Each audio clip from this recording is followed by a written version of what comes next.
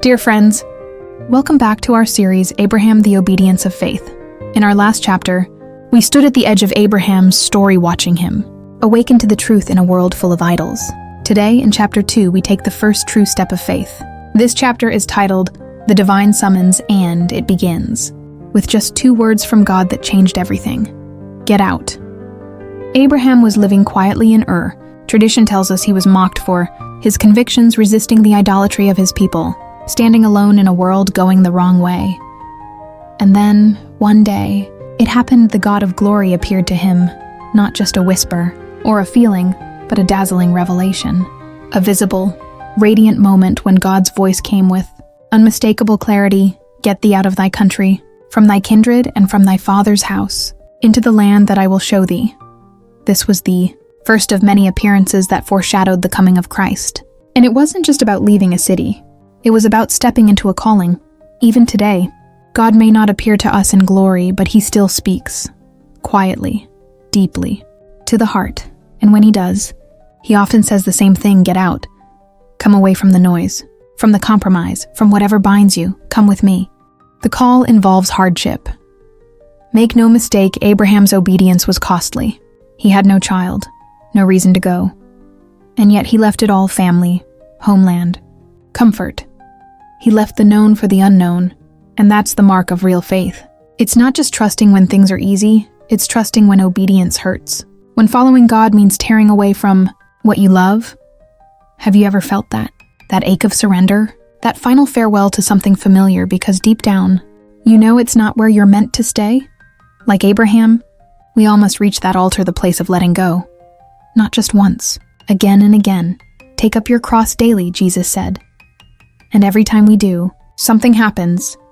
The chaff is blown away and the wheat remains. That's when faith gets real. The call is wonderfully wise. God's command wasn't just hard, it was wise. It was wise for Abraham. Leaving Ur meant leaving safety, but it also meant becoming strong. Faith doesn't grow in comfort.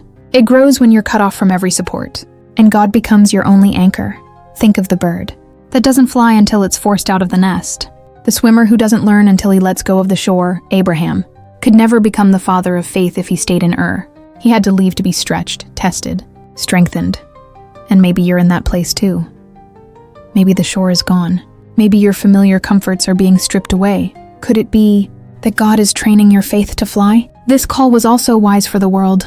God had to separate Abraham so he could form a new people who would carry truth to the nations. Had Abraham stayed, the pull of his culture might have crushed the fragile beginnings of faith. So God took him out so that through him, he could reach back in. That's still God's way. He calls people out so that, through them, he can change the world. The call comes with promises. God didn't give Abraham all the answers. He gave him a promise. I will show you the land. I will make you a great nation. I will bless you and make your name great, and you shall be a blessing. Every command from God carries a promise inside. God doesn't explain everything, he invites trust. He said to Abraham, leave your father's house. But he also said, I will give you descendants.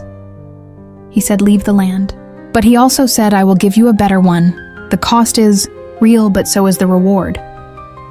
And once you catch a glimpse of what's ahead, the pull of what you're leaving fades. Once the heavenly city rises on your horizon, Ur no longer shines. The call reveals the purpose of election. Why Abraham?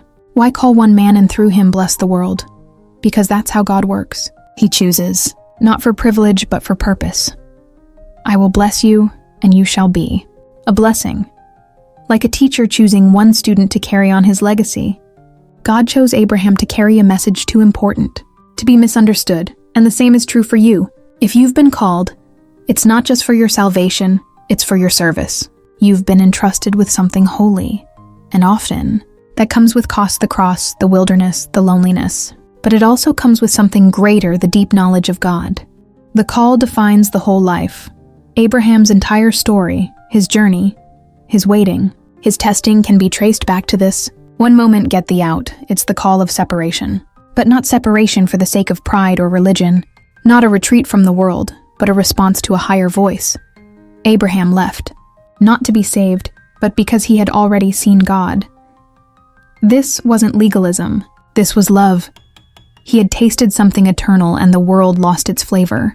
He had seen something greater, and so he walked away from the lesser. Friend, maybe you're hearing the call too.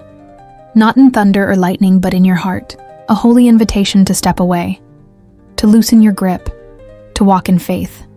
If so, don't delay, strike the tent. Leave what needs to be left and follow. You may not know where you're going, but you know who's leading, and that is more than enough. Thank you for joining us in Chapter 2 of Abraham, the Obedience of Faith. If this story spoke to your heart, subscribe and walk with us through every chapter. God is still calling, and the blessing still flows from those who follow. We'll see you in the next chapter.